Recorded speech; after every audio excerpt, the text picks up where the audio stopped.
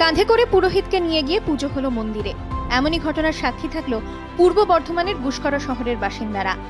মন্দির চত্বরে জল জমে যাওয়ায় কাঁধে করে মন্দিরে ঢোকেন পুরোহিত।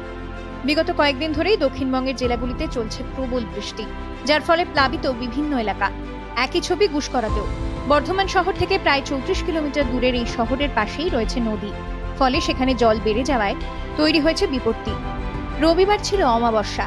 ওই দিন গুসকরা শহরের রটন্তী কালী মন্দিরে পুজো হওয়ার কথা ছিল, কিন্তু প্রায় বুক সমান জলে ডুবে যায় মন্দির চত্বর এবং সংলগ্ন এলাকা। সে কারণেই মন্দিরে ঢুকতে সমস্যায় পড়েন সেখানকার পুরোহিত।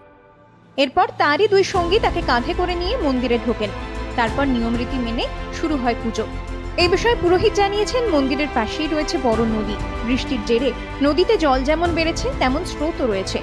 মন্দিরে ঢোকা এক প্রকার অসাধ্যই হয়ে গিয়েছিল। সে কারণে কাঁধে করে তাকে মন্দিরে নিয়ে আসা হয়েছে। আমার এই কুনু নদী আছে পাশেই, বিরাট জল প্রবাহিত হচ্ছে, তা জল বাড়তেই থাকছে এখন পর্যন্ত। তা এরা আমার দু সঙ্গী আমাকে নিয়ে এসে এরা পুজো দিচ্ছে। আজও পুজো করেছি, আজও পুজো করেছি, কালকেও পুজো করেছি, আজ অমাবস্যা ভোটপুর চলছে, আজকেও পুজো চলছে। এখনো পর্যন্ত মায়ের পুজো হয়েছে, পুজো কিন্তু বন্ধ নয়। তবে পুজো বন্ধ হয়নি। শুধু গুসকরা নয়, কয়েকদিনের ভারী বৃষ্টিতে এবং ডিভিসির ছাড়া জলে ভেসে গিয়েছে পূর্ব বর্ধমানের বিভিন্ন এলাকা। বর্ধমান শহর সংলগ্ন দামোদর নদেও জল বেড়েছে। আশেপাশের কয়েকটি নিচু এলাকায় জল ঢুকে গিয়েছে বলে খবর পাওয়া গিয়েছে।